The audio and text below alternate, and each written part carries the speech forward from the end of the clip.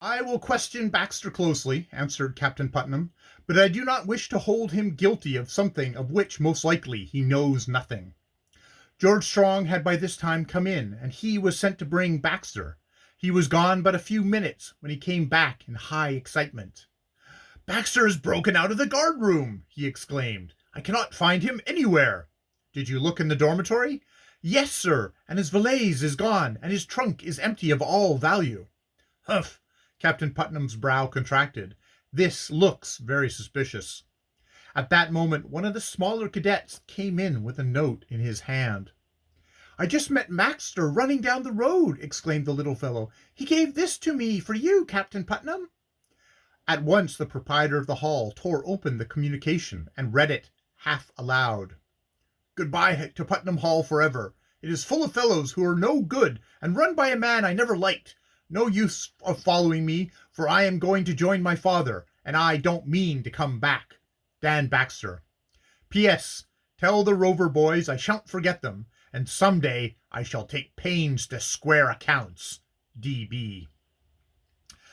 "The foolish boy," was the captain's comment, "but perhaps he has done what is best, for it might have been necessary to dismiss him." For a long while those at the hall wondered how Baxter had escaped. Only Mumps knew, and he kept the secret to himself. A duplicate key to the door of the guardroom had done the trick. As Baxter was not followed, nothing more was spoken of him for the time being, and after several days the cadets settled down to their regular work, as though nothing out of the ordinary had occurred.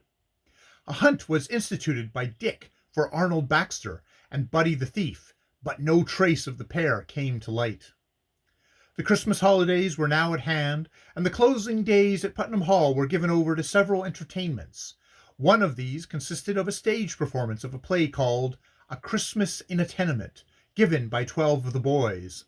3 of the lads, including Tom, took female parts, and the audience laughed itself sore over the antics that were cut up. Many living in the vicinity came to the entertainment, including all of the Lannings, and also Dora Stanhope and her mother, who were now almost as well as ever. "It was fine," said Nellie Lanning to Tom. "But, oh, Tom, what a girl you did make." "Wouldn't you like me for a sister?" queried Tom. "A sister! Oh, dear!" cried Nellie, and began to laugh again. "You looked like a female giraffe," put in Grace Lanning. "Sam acted like a little boy splendidly. Sam, you don't want a stick of candy?" "Yes, Mummy, please," squeaked Sam, just as he had on stage, and another laugh went around. In the meantime, Dick had drawn Dora to one side. "What is the news?" he asked anxiously.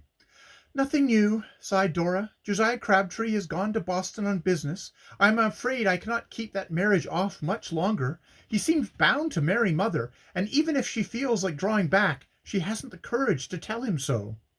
"It's a shame," murmured Dick. "Well, remember what I said, Dora. If I can ever help you, I will." And he squeezed her hand. Before they separated, he gave her a silk handkerchief he had purchased at Cedarville, one with her initial in the corner, and she blushingly handed over a scarf made by herself. Dick was very proud of that scarf, although Tom and Sam teased him about it unmercifully. Of course, the boys had received letters from their uncle and aunt regularly, yet they watched eagerly for the hour that should bring them within sight of the farm with its well-known buildings. The journey to Oak Run proved uneventful, and here Jack, the hired man, met them with the carriage. "Glad to see you, lads," he said, with a grin. "Seems natural-like." "So it does, Jack," cried Tom.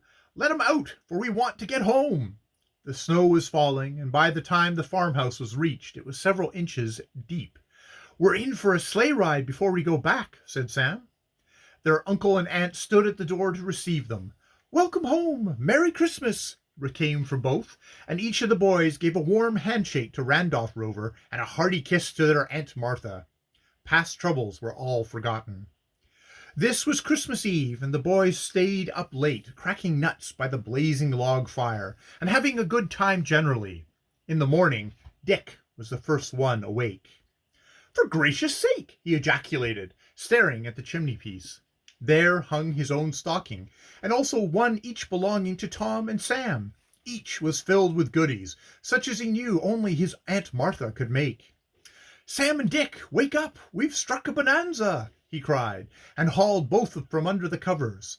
All laughed heartily, and marching down to the dining room with a stocking over the shoulder. "A Merry Christmas to Uncle Randolph from all of us," said Tom, handing over a much-coveted volume on agriculture. "And a Merry Christmas to Aunt Martha from 3 bad boys," added Sam, and turned over a fancy work-basket, both presents having been purchased at Ithaca on the journey home. "Ha!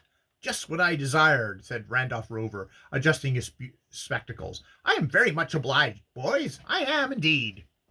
"Such a pretty basket," murmured Mrs. Rover. "It was very good of you," and she hugged each of the lads in his turn. Then came more presents, neckties, collars, and gloves for the boys, beside a book written for each by a favorite juvenile writer. "The snow is 2 feet deep," said Dick, after an inspection when the breakfast had come to an end. We're booked for the house today." "We'll wait until afternoon," said Mr. Rover. It was a happy time, even if they were snowed in. Soon the warm sun came out and brought the snow down a little.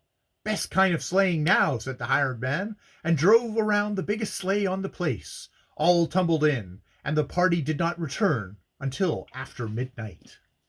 End of chapter 20.